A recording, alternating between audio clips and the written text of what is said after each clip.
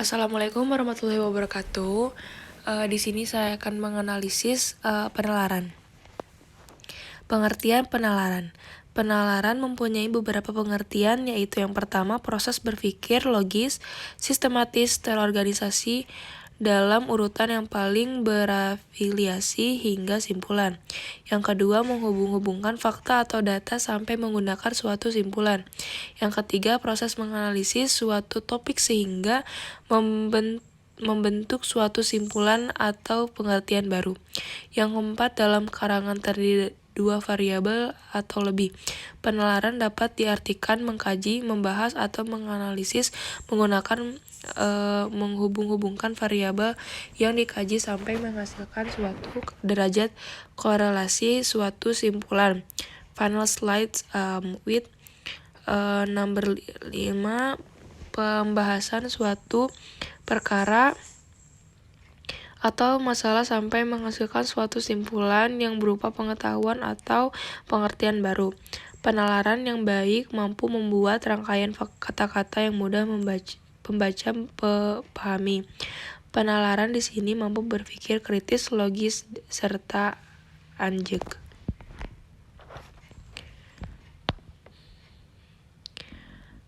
Dari Kraft 1982 dan Mulyono 1989 menegaskan bahwa penalaran merupakan proses berpikir dengan menghubungkan bukti, fakta, petunjuk, eviden, atau hal lainnya yang bisa dapat dijadikan bahan bukti atau untuk menarik kesimpulan. Umumnya, penalaran bisa dilakukan dengan dua cara, yaitu induktif dan deduktif.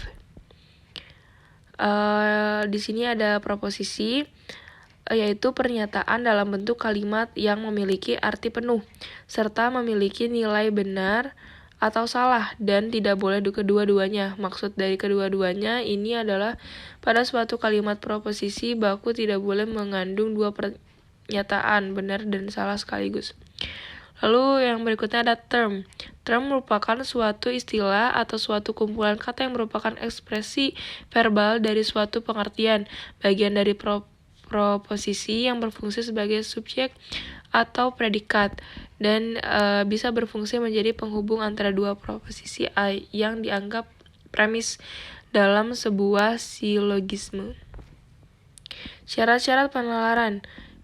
Yang pertama, suatu penalaran bertolak dari pengetahuan yang telah dimiliki seseorang akan sesuatu yang memang benar atau sesuatu yang memang keliru.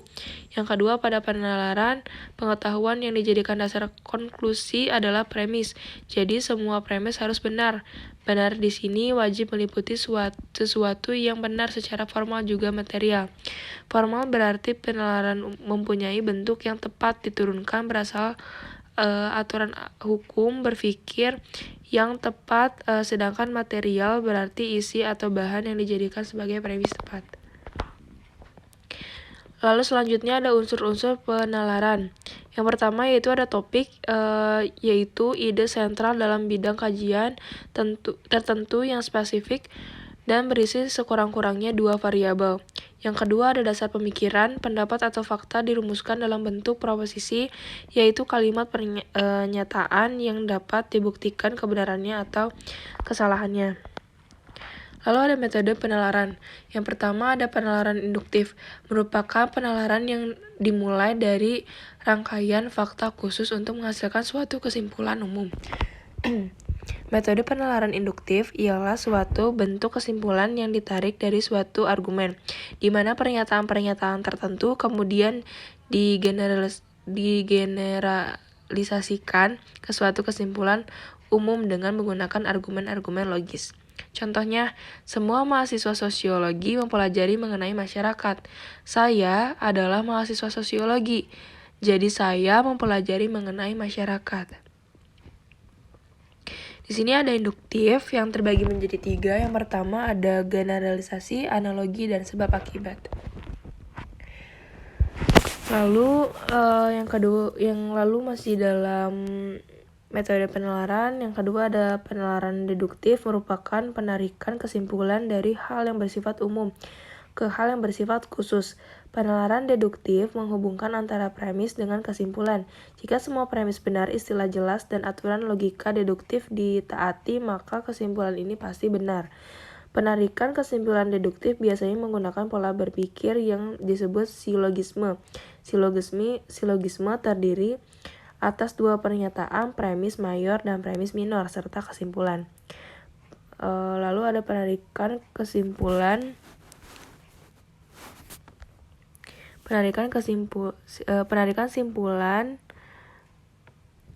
Ya, ada yang secara langsung dan tidak langsung. Kesimpulan konklusi secara langsung ditarik dari satu premis dan sebaliknya. Konklusi yang ditarik dari dua premis disebut dengan kesimpulan tidak langsung. Yang kedua ada penarikan simpulan secara tidak langsung, membutuhkan dua premis sebagai data dan dua premis ini akan menghasilkan sebuah kesimpulan. Premis ke-1 bersifat umum dan premis kedua bersifat khusus. Untuk menarik simpulan secara tidak langsung membutuhkan suatu premis yang bersifat bersifat pengetahuan yang semua orang sudah tahu. Selanjutnya ada menarik kesimpulan secara langsung. Tidak satupun M adalah N atau premis. Tidak satupun N adalah M atau simpulan. Contohnya, tidak seekor komodo pun adalah semut. Itu premis. Tidak seekor semut pun adalah komodo. Itu simpulan. Semua M dan N atau premis, tidak satupun M adalah tak N. Simpulan. Tidak satupun tak N adalah M. Contoh. Semua bola adalah bulat, premis. Tidak satupun bola adalah tak bulat, itu adalah simpulan. Tidak satupun yang tak bulat adalah bola, simpulan juga. Lalu ada menarik simpulan secara tidak langsung. Contoh, setiap makhluk hidup akan mati, semua burung terbang, atau semua pohon berdaun. Silogisme kategorial yaitu silogisme yang muncul dari tiga proposisi, dua proposisi premis dan satu proposisi kesimpulan. Premis bersifat umum atau premis mayor dan premis bersifat khusus atau premis minor. Dalam kesimpulan ada subjek dan predikat. Subjek kesimpulan atau term minor dan predikat kesimpulan atau term mayor. Silogisme hipotesis yaitu silogisme terdiri atas premis mayor yang memiliki proposisi hipotesis. Jika premis minor membenarkan anteseden, kesimpulan membenarkan konsekuen. Jika premis minor menolak anteseden, kesimpulan juga menolak konsekuen. Lalu ada silogisme alternatif, yaitu silogisme yang terdiri dari premis mayor yang berupa proposisi alternatif.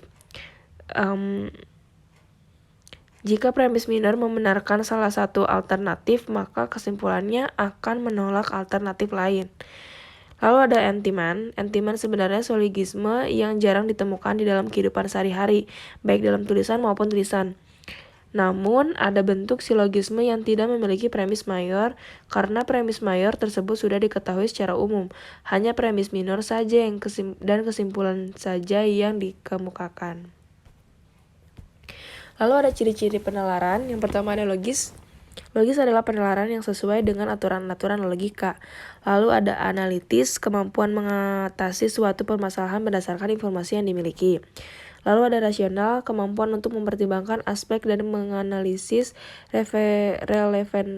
relevansi informasi yang berhubungan dengan suatu kejadian, baik yang berupa fakta, opini, maupun data. Lalu ada fungsi penalaran. Menyelidiki, merumuskan, serta menerapkan hukum-hukum yang ditepati. Penalaran melalui argumentasi. Hukum merupakan ilmu yang memberikan prinsip-prinsip yang harus diikuti agar dapat berpikir valid menurut aturan yang berlaku. Ini dikarenakan penalaran ilmiah menghendaki pembuktian kebenaran secara terpadu. Lalu ada penalaran hukum. Menurut Siddhartha, penalaran hukum adalah kegiatan berpikir problematis tersistematisasi dari subjek hukum atau manusia sebagai makhluk individu dan sosial di dalam lingkaran kebudayaannya. Hukum penalaran sangat penting sebab fungsi penalaran dalam menyelidiki, merumuskan, serta menerapkan hukum-hukum yang ditepati. Penalaran melalui argumentasi hukum merupakan ilmu yang memberikan prinsip-prinsip yang harus diikuti agar dapat berpikir valid menurut aturan yang berlaku. Terima kasih, mohon maaf apabila ada kesalahan kata. Sekian dari saya. Wassalamualaikum warahmatullahi wabarakatuh.